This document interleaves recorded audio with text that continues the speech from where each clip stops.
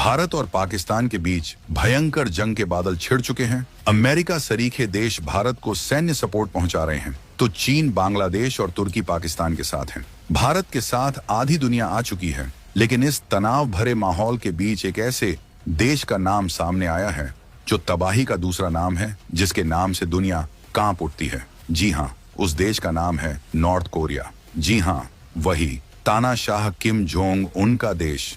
भारत पाकिस्तान के बीच भयंकर तनातनी के बीच नॉर्थ कोरिया के स्टैंड को लेकर जबरदस्त अपडेट सामने आया है। सवाल है कि क्या होगा अगर भारत और पाकिस्तान के बीच जंग छिड़ जाए। दुनिया का सबसे रहस्यमयी तानाशाह किम जोंग उन तब क्या करेगा? क्या किम जोंग उन, जिसे कभी पाकिस्तान ने परमाणु बम बनाने में मदद की थी, वो बदले में फिर से दोस्ती निभाएगा? या वो भारत से पंगा लेने की हिम्मत नहीं करेगा? वो किम जोंग उन जो अमेरिका के किसी राष्ट्रपति को नहीं बख्शता, पीएम मोदी के खिलाफ आज तक एक शब्द क्यों नहीं बोला? क्या भारत ने नॉर्थ कोरिया पर कोई ऐसा एहसान किया है कि किम जोंग उन उनका आज तक एहसानमंद है? अमेरिका, जापान, साउथ कोरिया से दोस्ती के बावजूद भारत क्यों नॉर्थ कोरिया को मदद पहुंचाता है? भारत और किम जोंग उन के बीच कौन से गुप्त रिश्ते हैं जो दुनिया को नहीं पता? किम जोंग उन इस जंग का फायदा उठाकर कौन सा चौंकाने वाला कदम उठाएगा? आखिर क्यों किम जोंग उनने आज तक मोदी से पंगा नहीं लिया? दोस्तों, भारत पाकिस्तान के बीच युद्ध की हालत है। भारत के लिए यह सीधी चुनौती है और जवाब देना लाजमी है। दिल्ली में हाई अलर्ट घोषित हो चुका है। प्रधानमंत्री मोदी आपातकालीन बैठक बुला चुके हैं। सेना को खुली छूट दी जा चुकी है। सीमा पर तनाव अपने चरम पर है। लड़ाकू विमान आसमान में गर्जना कर रहे हैं। टैंकों की गड़गड़ाहट और मिसाइलों की तैनाती युद्ध का मैदान तैयार कर चुकी है। पूरी दुनिया की निगाहें टिकी हुई हैं। तो इस बीच एक तीसरा खिलाड़ी भी चर्चा में आ गया है। वो है उत्तर कोरिया का तानाशाह किम जोंग उन, जो हजारों किलोमीटर दूर बैठा इस तनाव को देख रहा है। पूरी दुनिया भी किम की तरफ देख रही है कि क्या वह इस आग में घी डालेगा या तमाशबीन बना रहेगा। इसका जवाब जानने के लिए हमें इतिहास के पन्नों को पलटना होगा, उन पन्नों को जिन पर दोस्ती और धोखे की कहानियां लिखी हैं। तो दोस्तों, ये कहानी शुरू होती है 70 के दशक में। पाकिस्तान भारत से 1971 की जंग हार चुका था और उसे परमाणु बम बनाने की धुन सवार थी। दूसरी तरफ नॉर्थ कोरिया दुनिया में अकेला पड़ता जा रहा था और उसे मिसाइल टेक्नोलॉजी चाहिए थी। यहीं से शुरू हुई एक खतरनाक दोस्ती, एक सौदा, परमाणु तकनीक के बदले मिसाइल। और इस सौदे का सबसे बड़ा खिलाड़ी था पाकिस्तान का बदनाम वैज्ञानिक डॉक्टर अब्दुल कादिर खान, वही AQ खान जिसे पाकिस्तान अपना हीरो मानता है, लेकिन दुनिया उसे परमाणु बम का सबसे बड़ा सौदागर कहती है। इसी खान ने चोरी छिपे नॉर्थ कोरिया को परमाणु बम बनाने की तकनीक दी, सेंट्रीफ्यूज के डिजाइन, मशीनें, सब कुछ दिया। बदले में नॉर्थ कोरिया ने पाकिस्तान को दी खतरनाक मिसाइलें, गौरी जैसी मिसाइलें जो भारत तक मार कर सकती थी। दरअसल 1990 के दशक में बेनजीर भुट्टो के दौर में पाकिस्तान ने उत्तर कोरिया से लंबी दूरी की रुदोंग मिसाइलें हासिल की और उन्हीं के आधार पर अपनी गौरी मिसाइल विकसित की। इस गुप्त सौदे ने दोनों देशों को खतरनाक हथियारों की तकनीक से लैस कर दिया। यानी किम जोंग उन के पिता दादा के जमाने से पाकिस्तान और उत्तर कोरिया ऐसा गठजोड़ बनाते आए हैं जिसमें एक दूसरे को हथियारों की तकनीक देकर ताकत बढ़ाई गई। हाल के वर्षों में भी उत्तर कोरिया ने दिखाया है कि वो अपने मित्र देशों की जंग में मदद करने से पीछे नहीं हटता। 2023 में रूस यूक्रेन युद्ध के दौरान खबरें आईं कि उत्तर कोरिया ने रूस को भारी मात्रा में गोला बारूद और मिसाइलें सप्लाई की। यूक्रेन के राष्ट्रपति जेलेंस्की ने तो यहाँ तक कहा कि कीव पर जो मिसाइल गिरी वो उत्तर कोरिया में बनी थी। नॉर्थ कोरिया ने पाकिस्तान के साथ मिलकर ईरान इराक युद्ध में भी ईरान का साथ दिया था। लेकिन दोस्तों, हर कहानी में एक मोड़ आता है। साल 2002 दुनिया हिल गई जब AQ खान के काले कारनामों का पर्दाफाश हुआ। पता चला कि खान ने सिर्फ नॉर्थ कोरिया ही नहीं बल्कि ईरान और लीबिया जैसे देशों को भी परमाणु तकनीक बेची थी।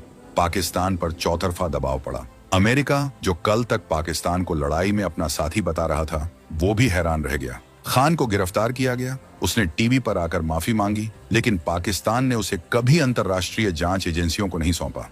इस स्कैंडल के बाद संयुक्त राष्ट्र ने नॉर्थ कोरिया पर कड़े प्रतिबंध लगा दिए। अब नॉर्थ कोरिया के लिए खुलेआम हथियार या परमाणु तकनीक बेचना लगभग नामुमकिन हो गया। हालांकि दोस्तों, अब वक्त नई करवट ले चुका है।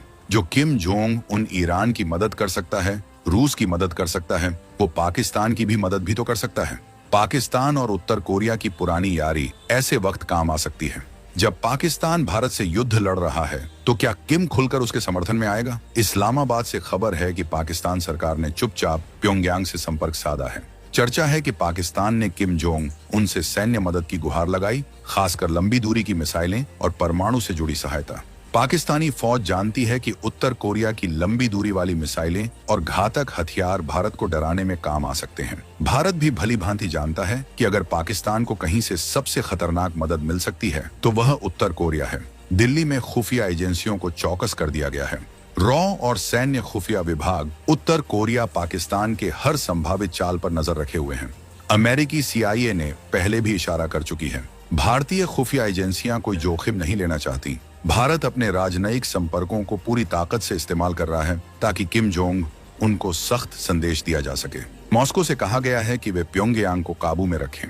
वैसे दोस्तों, पाकिस्तान और नॉर्थ कोरिया की दोस्ती मतलब और सौदेबाजी पर टिकी थी। वहीं दूसरी तरफ भारत ने नॉर्थ कोरिया के साथ एक अलग ही रिश्ता बनाया। ये रिश्ता शुरू हुआ 1962 में कांसुलर संबंधों से और 1973 में पूर्ण राजनयिक संबंध बने। भारत ने गुटनिरपेक्ष आंदोलन के सिद्धांतों पर चलते हुए नॉर्थ कोरिया से दोस्ती की। सबसे बड़ी बात, जब 1950 में कोरियाई युद्ध छिड़ा तो भारत ने किसी का पक्ष नहीं लिया। हमने नॉर्थ कोरिया को हमलावर तो कहा, लेकिन अपनी सेना भेजने के बजाय हमने घायलों की मदद के लिए मेडिकल टीम भेजी। हमने शांति दूत की भूमिका निभाई। यही वजह है कि नॉर्थ कोरिया आज भी भारत का सम्मान करता है और ये सम्मान सिर्फ बातों तक सीमित नहीं रहा। भारत ने मुश्किल समय में हमेशा नॉर्थ कोरिया की मदद की है। जब वहां अकाल पड़ा, बाढ़ आई या कोरोना महामारी फैली, भारत ने लाखों डॉलर की मानवीय सहायता भेजी। और सबसे अहम बात, भारत ने कोरोना के दौरान कुछ समय छोड़कर कभी भी प्योंगयांग में अपना दूतावास बंद नहीं किया। 2024 में भारत ने फिर से अपना दूतावास पूरी तरह खोल दिया। अमेरिका, जापान, साउथ कोरिया जैसे दोस्तों की नाराजगी मोल लेकर भी भारत नॉर्थ कोरिया से दोस्ती क्यों निभा रहा है? क्या ये सिर्फ इंसानियत है या इसके पीछे भारत का कोई गहरा रणनीतिक मकसद छुपा है? दोस्तों, यहीं पर कहानी और भी दिलचस्प हो जाती है। आपने गौर किया है, किम जोंग उन अमेरिका के राष्ट्रपति को धमकाता है, गालियां देता है, लेकिन उसने आज तक भारत के प्रधानमंत्री नरेंद्र मोदी के खिलाफ एक शब्द नहीं कहा। तो दोस्तों, किम जोंग उन एक शातिर तानाशाह है जो सिर्फ अपना फायदा देखता है। अमेरिका उसका सबसे बड़ा दुश्मन है, इसलिए वो उसके खिलाफ झर उगलता है। लेकिन भारत ने कभी नॉर्थ कोरिया को धमकी नहीं दी।